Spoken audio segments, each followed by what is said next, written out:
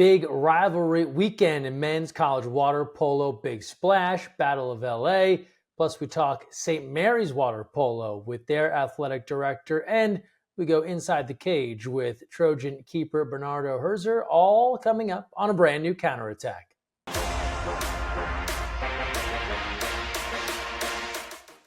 Hey everyone, Greg Meskel here. Thanks for joining us on a brand new episode of The Counterattack here on USA Water Polo and Overnght. As we mentioned at the top, big weekend of men's college water polo. When you talk about your classic rivalry battles, UCLA undefeated, you know by now, not anymore, as they went up against USC, packed house in Westwood. I'm sure we will see them down the road when we're talking postseason. And then Cal and Stanford getting together. They will meet again, of course, as well later on here in the regular year. This one at Avery. Let's take a look at the highlights from both of those matchups, aired live right here on Overnght. Threads the knee to Vukazic, kicks back out to Duarte, shot clock to 3, and Duarte scores! Winds up, and save Mills! The strong left arm bats that one out of bounds. Back over to the lefty, Brinkema scores! God, Carson with a try, Mills with a save. Still, up to Vukazic scores! Drawn though, Rowe with it. Dishes down, Harlan scores! Gergerovic with it, dishes in to Kirstich, trying to step away. Loose ball, comes up Trojans, and it's a goal! Number 10, Luke Nelson. Room, Vukazic winding up, lob try over the top, bar and in! Mihailo Vukazic. Sherlock again, he'll take a look, finds Dodd, cross post. Duarte, cross cage and scores! Then Lathy dishes inside, strong move, even stronger save from Herzer. Long pass, finds Cohen converts! Puts it back in play, goes long to Dodd goes near side, does the ordinary foul, 6 seconds remaining. Dodd winds up and converts! Pass into Martin steps up and scores! Jack Martin, the lefty! Goalie's watching Cal swing this all around, and that was a fireball right next to the post, and they have not been able to convert either of them. This one they do on a skip. Poole. There's a save made by Temkin. Cal just hasn't gotten many looks off. Aglediani has usually converted when he's had a chance. Drawn that one. Thank you, Wes. I was glad you picked me up there. Then 4 is there to pick. Do have to reset it, put the ball back in play, and they try to reload, does Cal, and Wes Temkin. Now for Cal, so the center will be out. There's a conversion from Bende Party. That's huge for Cal. And now near side. All right, look at this, Greg. Early in the match. This shot on a skip, it got deflected on the way. 30 and 12, those are the guys. And how about Ben 4? Right over the head of Pina, what a... Coffin 4. Inside, there's the finish. And now we go into our college scoreboard. UC Irvine over UC Santa Barbara. That was a close one, 10-9. Let's talk Division III Redlands and Cal Lutheran, also a one-goal affair. Back east, Augustana over W&J. A lot of goals. Take the over. And then Long Beach State edging UC San Diego 14-12. We're in that time of the season right now where these battles are cutthroat, so much back and forth. We told you earlier about USC UCLA. You saw the highlights. Bernardo Herzer, part of Team USA. He was with the squad in Singapore, coming in relief in that second half, able to help the Trojans to the win. We caught up with Bernardo as part of one of 2 big conversations this week on the show. Our latest big conversation, talking with USC and Team USA goalie Bernardo Herzer. Bernardo, how are you doing? Doing well. Thank you for having me on the show here, Greg. Yeah, glad to talk with you. I know it's been a busy year of water polo for you. I'm not sure you've gotten a break anytime recently, but the big news, Trojans taking down UCLA. This rivalry in any sport is huge. Tell me your memories of a gigantic win. You come on in the second half. What was that like for you and the Trojans? Yeah, absolutely. We really executed well that game, played as a team, and success kind of flew naturally there. It was a great win. People that have been to that match before, whether it's in Westwood or in LA, down on campus at SC, they kind of have a sense of the crowd and the energy. It almost always sells out. There's a great scene in the water. What is it like when you kind of look out and you see packed stands, people going wild. What's that like for you in the pool? Yeah, having a sold out crowd like that really brings the energy. You can feel it around you. Obviously, you have to tune it out a little bit when you're playing, but it's really awesome to see how the sport's grown and how all these people come out to support. Yeah, and that was the scene there in Westwood over the weekend. Again, as SC, UCLA have been rolling right along, right, coming off of the title last year. Your team, just a couple of losses on the year against the Cal Bears. We'll come back to that, but I want to kind of drill down on this match against UCLA. You'll, of course, see them down the road, right? This is one of those rivalries where you play often, sometimes 5 times a year, right? If you make it all the way to the very end. In this match, you don't start in the first half, and you have 2 great goalies there with yourself and Mills. You've kind of been trading off, getting opportunities. What was it like for you to kind of get the call that you're going to come in and play the second half of this giant game? Yeah, Coach Pinta has been doing a great job of kind of fostering this competition between the two of us, and really utilizing, 2 strong goalies in a game like that is difficult for the other side. Having somebody switch at half makes it really difficult for shooters to scout 2 different goalies, and it really gave us kind of that energy shift that we needed. Yeah, we talked with Charles. Now it's probably been a couple of months, coming off a great summer, obviously, with the U20 squad. You had a busy summer with Team USA as well. When you were coming in at the half, and obviously you're trying to warm up there during the break and that sort of thing, I always say as an announcer, and I don't know if this is true, right? Like, because I'm not a goalie, but I always think like that first save or the first time you get your hand on the ball kind of gets you in the game a bit. What does it take for you to feel like you're part of it? Yeah, this is definitely one of the biggest things in goalie psychology is kind of how can you mimic the game before you're really in it, so there's not, that one quick one that gets by you when you jump in. So I think the biggest part is, jumping in, having somebody shoot on you during that half, and then really right before the sprint starts, I like to take a breath. I like to think. I like to say, okay, I'm in the game now. Let's really execute on that first block so there's nothing, slowing me down. Is there something, though, to getting that first save or that first touch in the live action that kind of maybe calms things down for you? That's a great question. I feel like for me personally, the first touch, maybe it's just a tip, maybe it does go in, but kind of the mentality of you're already in the game before it starts is how you're able to get the first save instead of that being a goal, I guess would be the best way to say. You got to get ahead of it before it even starts. What was the difference? Obviously you come on, but it wasn't as if, UCLA had like some 7 or 8 goal lead, right? So what was the difference? What allowed the Trojans to pull away in the second half? Again, it wasn't a lopsided affair, but what was the difference in allowing your team to win? Yeah, I think we just continue to execute on our plan. Pinta really prepared us well this last 2 weeks in terms of we didn't have a game the weekend before, and we were really just working on executing exactly how we planned on attacking UCLA and how we were going to defend, and we executed to the dime.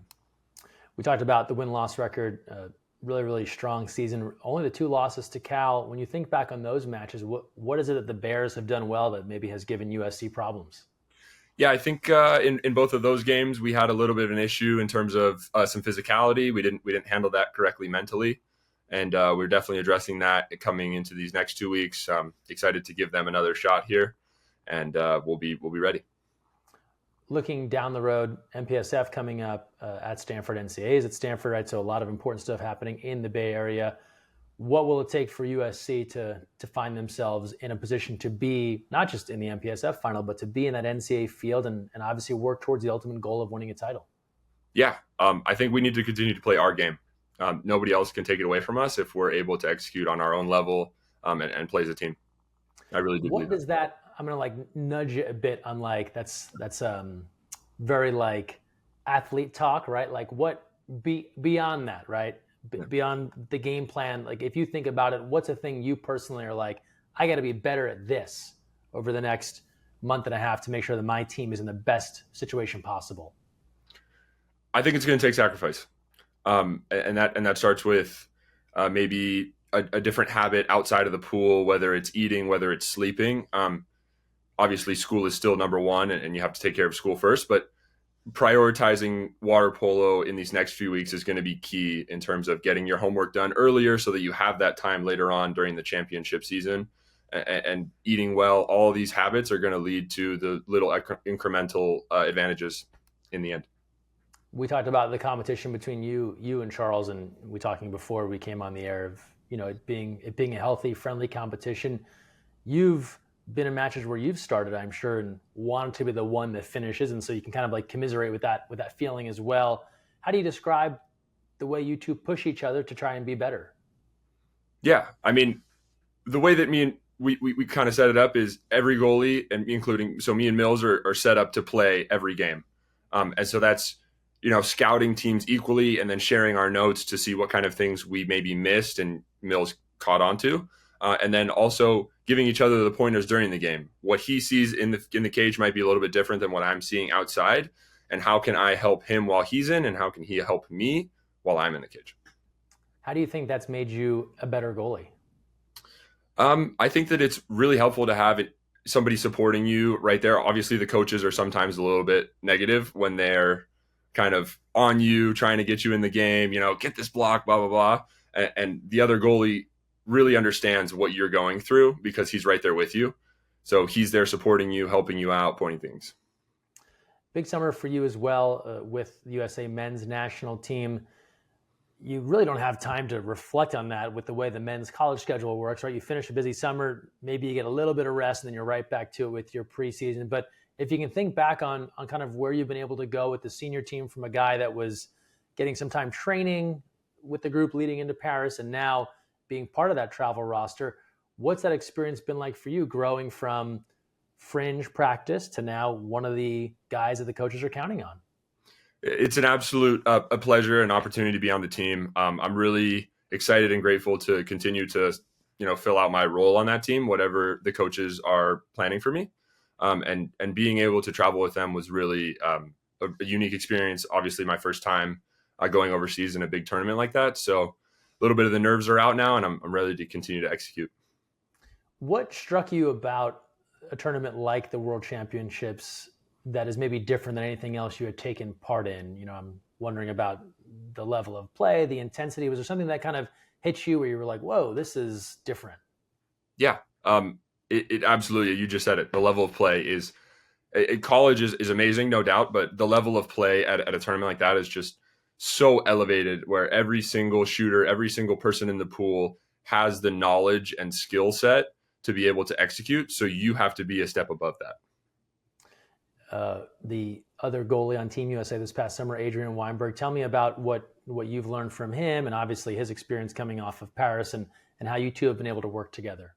Yeah, I mean, me and Adrian go back all the way to our club days, so long ago, and obviously playing against him back in the Cal days when he was on Cal, and now with USA, it's been awesome to see him progress, and then I'm so glad that I'm able to be by his side. So learning all about what he does now to step it up in the transition between college and this next level, and how he was able to also balance kind of the college national team play.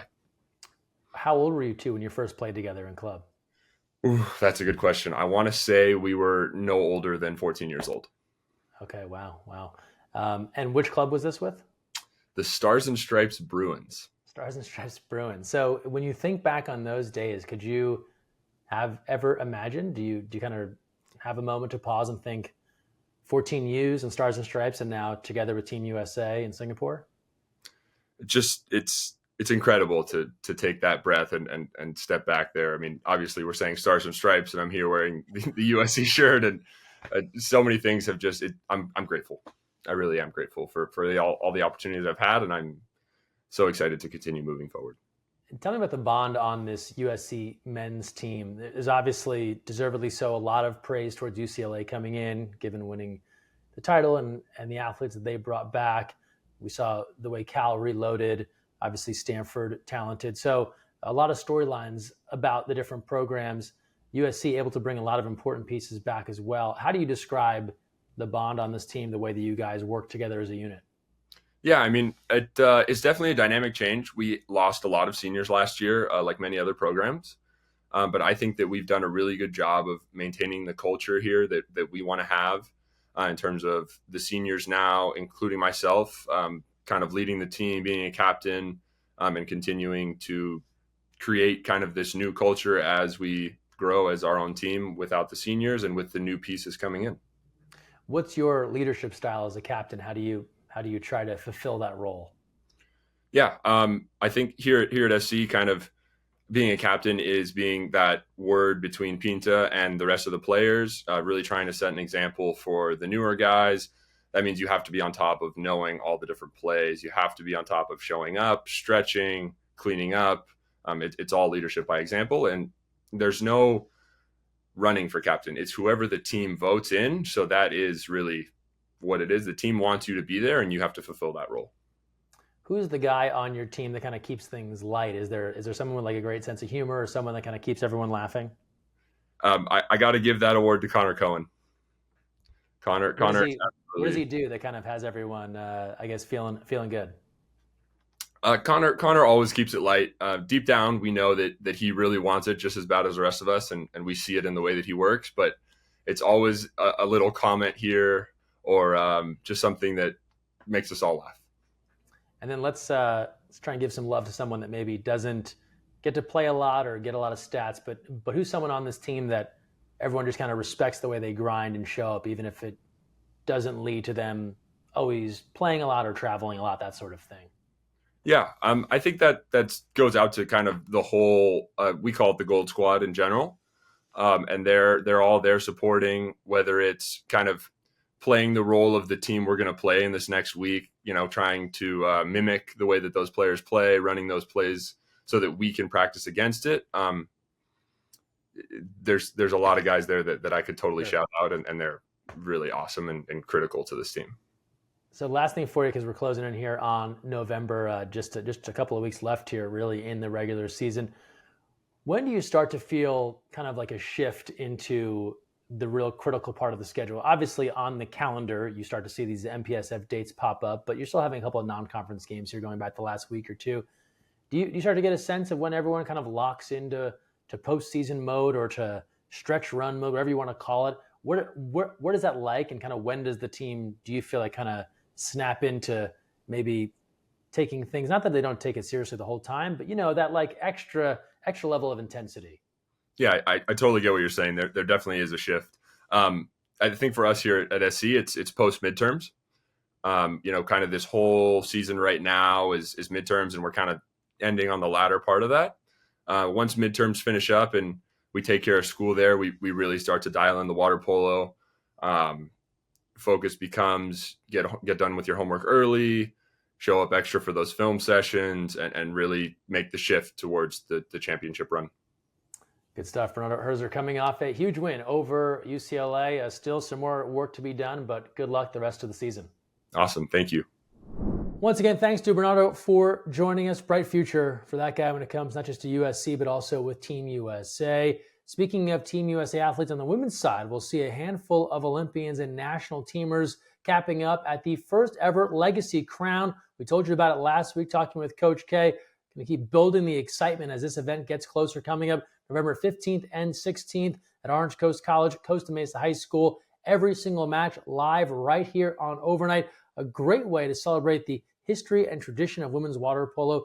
This fall marks 25 years since the first Olympic Games to include women's water polo. That was back in Sydney. Team USA winning silver there. And it's a great chance in the offseason for a lot of the top college teams, some of the best club teams, some rising stars with the USA Academy program to get a chance to play high-level water polo. Could set the stage for a pretty epic 2026 women's college water polo season. So make sure you join us again, live streaming and Overnght. Live stats on 6/8, free admission. So if you're anywhere in the area in Orange County, make sure you come out and join us for the Legacy Crown. Sure to be a great day. Speaking of crowns, we just love a good segue here. As much as I can tie it together on the counterattack, we go out to Utah, boys and girls high school state championship. Now they also do a club championship as well. This is the high school championship. It's all Kearns dominating, often one of the great programs in the state. They win the boys and girls championships there. And then two Champions Cup. Okay, it's getting a little played out right now. But the Delfina USA Champions Cup, Bloomington, Indiana. That'll be the site coming up next month. Looking forward to that big 14 and under national championship event. A great venue there at IU. Live streaming of all those games with our friends at Goals. More information coming up at usawaterpolo.org. But excited to get back out to Indiana. Had a great experience there at the NCAA Women's Water Polo Championship this past spring. Looking forward to more great water polo now coming back to B-Town here for the Delfina USA Champions Cup. And from there, we talk more college water polo. We're right in the heart of college water polo season. On the men's side, this more about what's coming in the future. You recall the news back in September. St. Mary's, the Gales, they're so well known for their men's basketball program, but they do well at a lot of other sports. And now they're adding a brand new aquatics program. For our needs here on the Counterattack, we got to focus on the adding of a men's and women's water polo team, especially in an area that absolutely loves the sport. If you've seen our results from a lot of the age group championships, you know that clubs in the East Bay often pop up amongst the top finishers. We're talking about La Marinda, Diablo, CC United, 680, the list goes on. A lot of love for water polo in the East Bay. And I think people often ask the question, St. Mary's is right in the heart of all this in Moraga. Why don't they have a water polo team? What about swimming? Well, that's all changing here. They have announced a brand new aquatics program. They're going to start work on a new aquatic facility there on campus. We got all the details on what's coming up next, including breaking news here, not on who will be the coach, but that coaching news is coming very soon when we talked with St. Mary's AD, Mike Matoso. Hey everyone, our latest big conversation here on the show. We're talking with St. Mary's Athletic Director Mike Matoso. Mike, thanks for being here. Great. Thanks for having me on. I appreciate it. So the big news in water polo had everyone excited. They're still buzzing. In September, St. Mary's announcing the addition of a brand new aquatics program, especially men's and women's water polo. Since then, I want to ask, what's been the response? I'm sure you've heard from a lot of folks with a lot of energy. Yeah, I mean, this is my ninth year here. I have to say, actually, of anything we've actually probably put out, without question, this was the most positive response we've had to any release that we've put out, and not just here on campus, but the local community, but also really throughout the country. We've had people reach out to us, excited the fact that we are adding both men's and women's water polo next fall. As you know, that La Marinda area is such a aquatics haven. There are so many talented swimmers and water polo players. I think people would often say, "Hey, the St. Mary's have a team?" Or it'd be awesome if they added one. When this news came out, one of your quotes, I think, kind of addressed one of the challenges in college sports. Some universities and colleges are having to get rid of teams. We're going the other direction. We're adding teams. What made you want to add these programs at this point in time? Well, it's kind of funny. Yeah, I mean, it's last year, I think, like every athletic director in the country, dealing with the house settlement, you're trying to figure out, like, okay, what's this thing gonna look like? Even for our current, we have 18 teams right now, so it's even at that point like, okay, what does that look like? And how do you manage that? And then it's funny, we hired a new president, Roger Thompson, that came in. He's been here since July of 24. And it's funny, when he got here was the big, OMPA swim event in July, which basically takes over, all of La Marinda. And he's like, "What is this thing?" So I explained to him, I'm like, "Listen, like, swimming and water polo are huge here." And so as we kind of got into this last year, he approached me and said, "Well, what do you think about, adding sports?" And I was like, "Well, like, hold on here. Like, I got to figure out what I'm doing with my own sports, that I currently have." But as we really started looking at it and talking about it, we realized how much sense it did make to add those programs to the community, and to our athletic department, and also the college in general. And then going out and talking to people, I think we all got really excited as well, listening to the passion of people in the area and realizing that, like, okay, this is gonna make a big impact, not only on campus, but in the local community. I mean, I'll be we're the country club not too far away. I mean, I've been stopped 10, 15 times on people coming up to me and saying, "Oh my God, this is so great. We're so excited that you're doing it." And I think it just made sense to look at making this move at this time. So yeah, it's been a really, really positive response. And, we took about 5 months to really go through the process of figuring out what it would look like, how we would do it, could we do it, and in the end, we all thought that it would be something really positive for the community. We obviously have a water polo focused lens here on this program, but there have been some colleges in the general area. You look back over the last 10 years, San Jose State bringing back their men's team, Fresno State adding a women's water polo program. It's a sport where if there's the right people in place, you can get pretty good pretty fast. How much did the competitive aspect factor into adding a new sport? Well, and that was the thing. I told my president, I'm like, listen, if we're gonna do this, I want to be good. Like we're not just gonna add this to add it. And we were able to figure out a lot of what to do with scholarships and how to creatively do scholarships for both programs, which will be right around 10 scholarships per program. Which again, I don't think a lot of programs are offering at this time. That's a substantial number. That's going to be a game changer. Yeah. So figuring that out was a huge piece. And once I kind of figured that part out, then I was like, okay, I think, again, I'm not, we've obviously, I think St. Mary's is obviously known very well for its men's basketball program. But, we have a lot of other programs that have really taken off as well. I think we have a really good staff that are all capable of handling this. And really, I kind of have a philosophy as an athletic director of, listen, hire the right people to do the job. And really with everything, we're obviously not going to know, all the key things in all the programs that we manage and supervise on what's going to make a successful program. But I think we have a really good grasp on what it takes to be successful, and we do a really good job of hiring the right people for our positions to then give us kind of that information on, okay, what are the next steps and what do we need to do to have a really successful program. And I've worked, again, I was at SC for 5 years. So was around USC water polo for that entire time, and saw also the excitement, of those big rivalry games with UCLA, and what a cool environment it could be on this campus. And I do think that those things will lend in to have a lot of community backing. So I think it took a little while to get all that straight, but in the end, it's really no different than any other sport we have. Like, hire good coaches and let them go and listen to them in terms of what they need to do to be successful. You brought up men's basketball, and I think if you're a passing sports fan, that's probably what you know about St. Mary's, right? Are the great runs of those men's basketball teams over the years. And I doubt this is something that hasn't dawned on you and the staff before, but trying to figure out, well, what is the secret sauce of that program and how do we apply it to all of our other teams? Staff consistency, I'm sure, is a piece. When you think about men's basketball there, what is it that they have done well or been able to do well that has led to their consistent success, and how do you potentially apply that to water polo? Yeah, I think first of all, we really, Randy's done a really good job of just not worrying about what we don't have.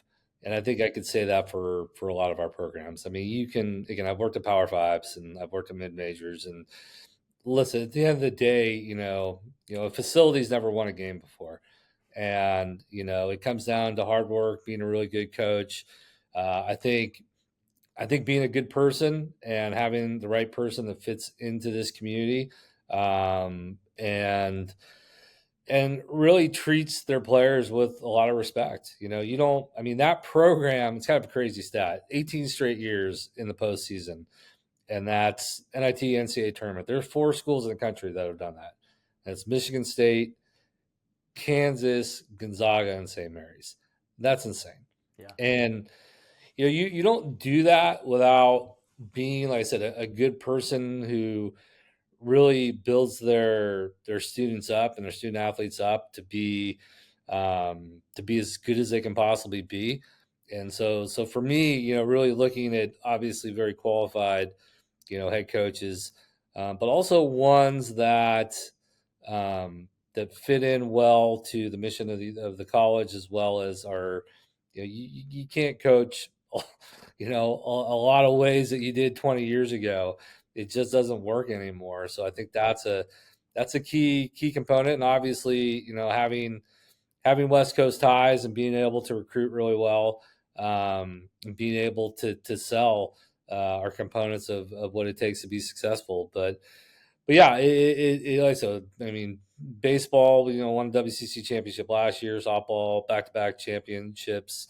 Our women's soccer program's right now just outside the top 25. So we've hired really good head coaches, and we let them run their programs. And I look at it as, hey, we're a resource here to help them figure out what they need to be successful at the most competitive level they can. Speaking of hiring, I'm sure you've received a resume or two from some folks Yes. that might be interested in taking part in the program. From the announcement day that you'll be having these water polo teams, what's the journey like now? I imagine coaching staff is the next big piece, but kind of what's your timeline as you try to get the program ready for season 1? Yeah, we're in middle of interviews right now. I think we'll be making an offer hopefully this week on the men's water polo side. We should have, I'm hoping by the end of this week, a pretty good idea on the women's side as well. Oh, nice. Great. Yeah. So, yeah. And I mean, it's a nice thing with being a small, again, a private school. Like, I mean, we can be we're pretty, I don't mess around with hires. Like, I just go and, we've been able to use, resources like John Abdu and reach out to other people and get their opinion on, just like we would with any other coaching search, to really get people's opinions on, not only quality of coach, but also on character as well. And is your vision to have 2 different leaders for different programs? Yeah, 2 different. Yeah. Someone coach Yep. both. Men's and women's will be separate head coaches. Excellent. Another key piece, right, is where to play. And I know that we've talked about this before we came on the air here, but a big initiative is to get a new aquatic facility built for the St. Mary's Aquatics program. Tell us more about that and what that process looks like, and then where you play in the meantime.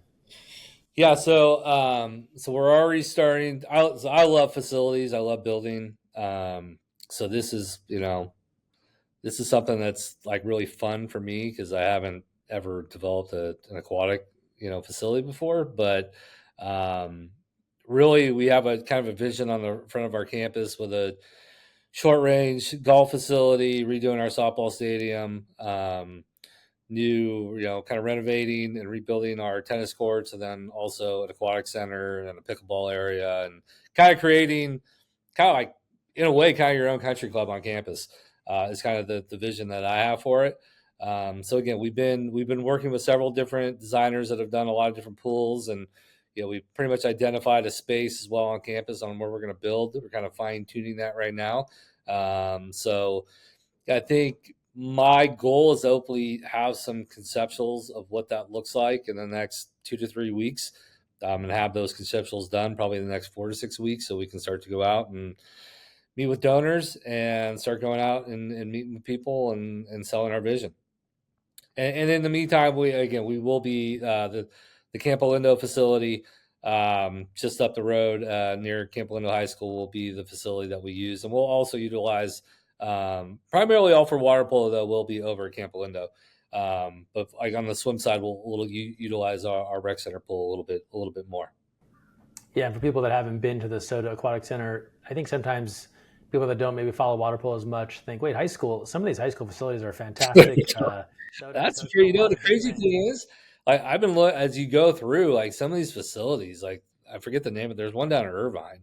Like, it's insane. Like, it's wild. And obviously the facility at Mount Sac, and there's a lot of big time facilities out there. So it's really, kind of going in. And again, if the site that we have is kind of down by our tennis courts, and it's like it's an amazing site right now. Like, it is really a cool site. It's kind of our last area of development within the athletic department on an area that we've renovated the basketball arena. We're looking at doing a $14 million rugby soccer clubhouse starting next summer.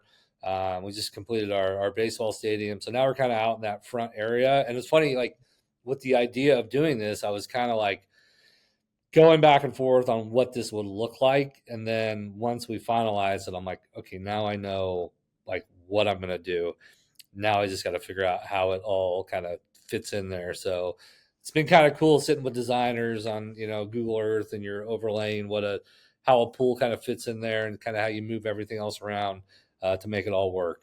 But again, it's kind of our vision too, is that you have all those other amenities that are kind of tied into it, and a little cafe that's also down there, so that parents are there all day. If they want to get good food, get a beer, whatever during the day, all that will be available. And again, I love when I build facilities. I try to like not look at them as just a facility and not just a match or a game. Like, you try to make it an event. So what are things that would make it a really entertaining thing for people to come out and watch your matches and games? And then this is also, right, a great chance to connect with the community, right? There's only so many hours the college might use this, an opportunity maybe for local clubs, teams, events, that sort of thing, to really kind of connect back with the St. Mary's campus. Yeah, no, I mean, right now, I mean, it's kind of crazy. I mean, kind of going back to my idea on the whole country club, like right now, if you look in this area, there's an 8-year wait list at Moraga Country Club. All the swim clubs in the area all have about 3-year wait lists.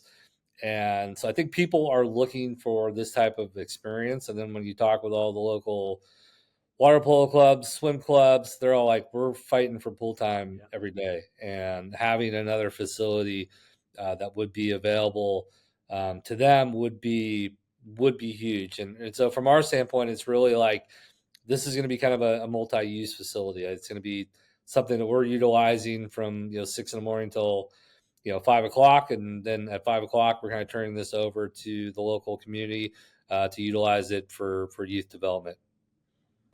Exciting stuff on the way here with the St. Mary's water polo programs. Obviously the East Bay, that's largely Cal water polo territory. Is that like the dream first matchup, or is that up to the coaches? I'll leave that up to the coaches. So yeah. But again, I think the other thing you look at, again, with the house settlement is it's not just the cutting of sports, but also the limitation of rosters.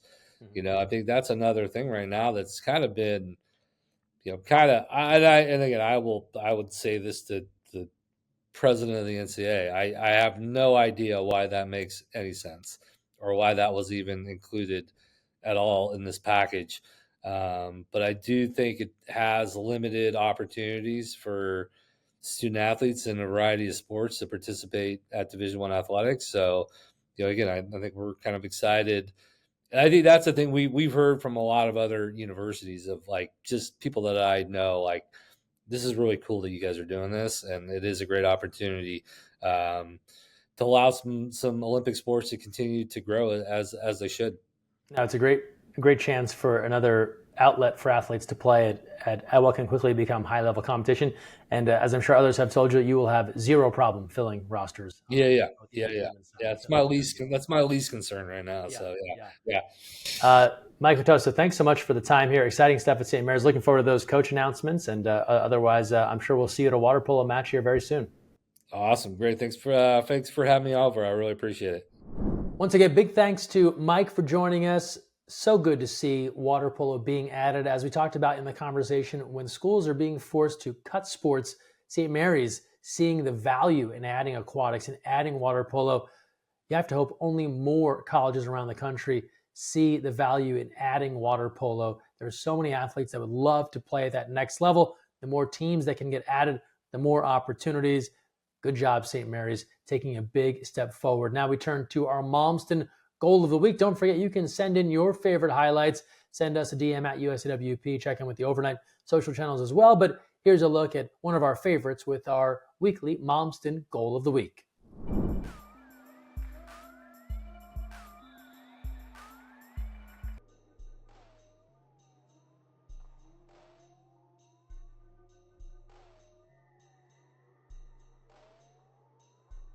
And then on to our calendar. Here's what's coming up. Well, we hyped a lot of these events already, but it's always good to remind you the Legacy Crown. It's coming up here November 15, 16 in Costa Mesa at OCC and Costa Mesa High School. The weekend prior, we've got the Delfina USA Champions Cup in Bloomington. And then in December, we've got more championship trophies to hand out.